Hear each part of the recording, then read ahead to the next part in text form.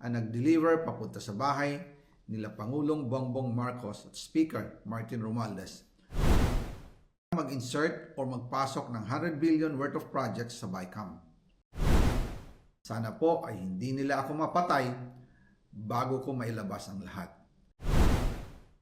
Ginawa ko lang ang utos sa akin, pero ngayon, handa na akong harapin ang lahat.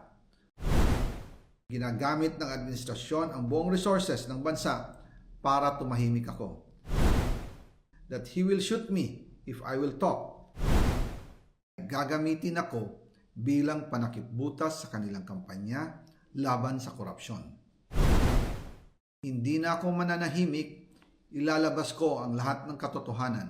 May resibo, may ebidensya, at may pangalan. Para sa bawat Pilipino, alam ko na buo ang galit ninyo sa akin ngayon.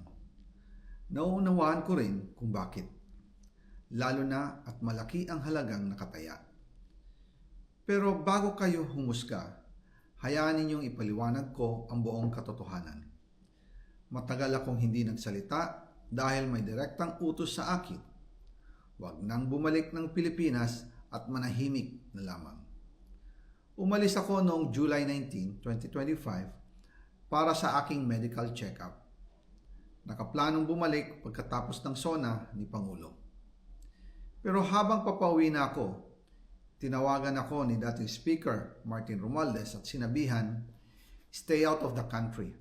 You will be well taken care of as instructed by the President." Noon naniniwala pa ako sa kanila, kaya't hindi ako bumalik. Tumikom ang aking bibig, sumunod ako, pero ang hindi ko alam, ang ibig pala nilang sabihin sa aalagaan ka namin ay gagamitin ako bilang panakipbutas sa kanilang kampanya laban sa korupsyon. Ginawa nila akong poster boy ng kanilang sariling kasinungalingan. Ngayon, hindi na ako mananahimik, ilalabas ko ang lahat ng katotohanan. May resibo, may ebidensya, at may pangalan. Nagsimula ito nung tumawag si Sekmina Pangandaman sa akin nung nag-umpisa ang BICAM process last year, 2024. Ang sabi niya, katatapos lang ng meeting nila ni Pangulo at may instructions na mag-insert o magpasok ng 100 billion worth of projects sa BICAM. At sinabi pa ni Sekmina, you can confirm with Yusek Adrian Bersamin dahil magkasama sila sa meeting ni Pangulong BBM noong araw na yon. Tinawagan ko po agad si Yusek Adrian Bersamin at tinanong ko kung may instruction nga ba ang Pangulo na magpasok ng 100 billion during their meeting. Ang sabi niya ay totoo nga po. Right after our conversation, tinawagan ko po si dating Speaker Martin Romualdez at nireport ko ang instructions ng Presidente to insert the 100 billion projects. At sinabi niya sa akin, what the President wants, he gets. After ng ilang araw, nag-set po ng meeting si Sekmina Pangandaman at Yusek Adrian Bersamin sa amin ni dating Speaker Martin Romualdez sa Aguado Building in front of Gate 4 ng Malacanang at nandoon din po si Yusek Jojo Cadiz. During the meeting, binigay po ni Yusek Adrian Bersamin ang listahan na worth 100 billion.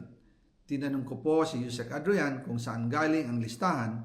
Ang sagot niya, galing kay PBBM mismo at binigay niya ito mula sa brown leather bag.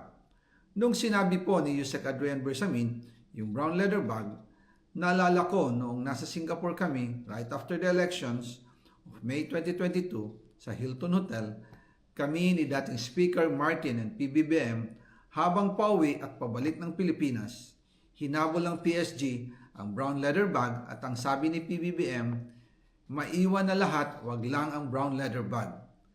Kaya naniwala ako na utos talaga ito ng Pangulo.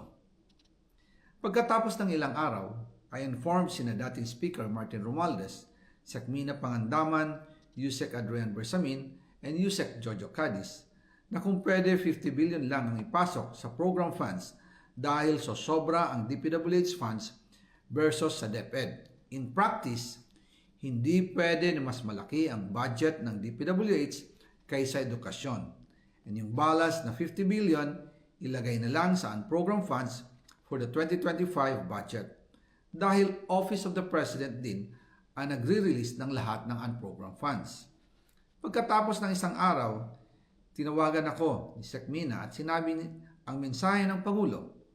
Ipasok ninyo yan dahil pinangako na sa akin ni Speaker Martin yan at hindi na pwedeng baguhin. Kumbaga, ang utos ng hari hindi pwedeng mabali. Again, I informed the Speaker and asked clearance about the instructions ng Pangulo. At ang sabi niya, wala tayong magagawa. Kaya po nagtataka ako kung bakit sinasabi ni Pangulo na hindi niya makilala ang budget. Samantalang lahat na binawas at dinagdag sa mga ahensya ng gobyerno ay humihingi ng approval sa kanya si Sec Mina Pangandaman.